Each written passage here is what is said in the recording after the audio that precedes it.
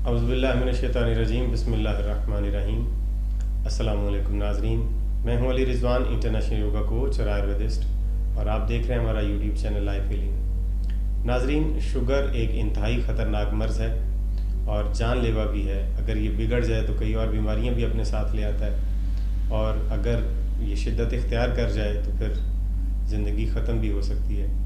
आज हम आपको शुगर को नॉर्मल करने के लिए और शुगर के इलाज के लिए एक और मुफीद नुस्खा बता रहे हैं। वो कि ये मुकम्मल इलाज नहीं है, लेकिन शुगर के मरीज़ों के लिए इंतहाई मुफीद है। इसको शुगर के मरीज़ अपनी रोज़ाना की ग़िज़ा में शामिल करेंगे और इंशाअल्लाह अज़ीज़ उनकी शुगर नॉर्मल होना शुरू हो जाएगी।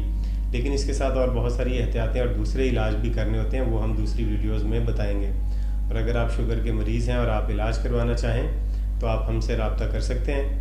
और इंशाअल्लाह अज़ीज़ हमने पहले भी बहुत दर्जनों शुगर के मरीज़ों का इलाज किया है, और अगर अल्लाह ताला ने आपके हक़ में शिफ़ा रखी है तो आप भी ज़रूर शिफ़ा हासिल करेंगे। तो वापस आते हैं शुगर के इस नुस्खे की तरफ जो हम आपको बता रहे हैं। नाज़रीन, ये 3 चीज़ों से मुरक्कब है और ये जूस की सूरत में इसको लिया जाएगा। इसे शुगर जूस भी कहते हैं। इसमें 3 चीज़ें इस्तेमाल होती हैं। एक कद्दू, घिया कद्दू जिसे कहते हैं, दूसरा करेला और तीसरा खीरा। ये 3 चीज़ें, कद्दू, करेला और खीरा, ये तीनों आपने हम वज़न लेनी है। और इनके हम वज़न कद्दू के करेले के बीज भी आप बाहर निकाल देंगे, और बाकी जो खीरा और कद्दू है उसके बीच बीच में ही रहेंगे। तो इन तीनों को आप हम वज़न लेके, जैसे गाजर का जूस निकालते हैं वैसे इनका जूस निकाल के और इनको पीना है आपने।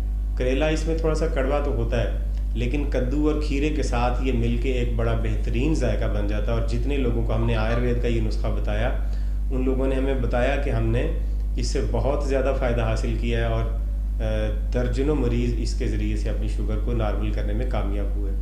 तो इसको जिस तरह से गाजर का जूस निकालते हैं उस तरह से इसका जूस निकाल के इसमें थोड़ा सा आप लीमू डाल सकते हैं, ताकि और जायका आपका मुनासिब हो जाए, और इसको आप पिएंगे।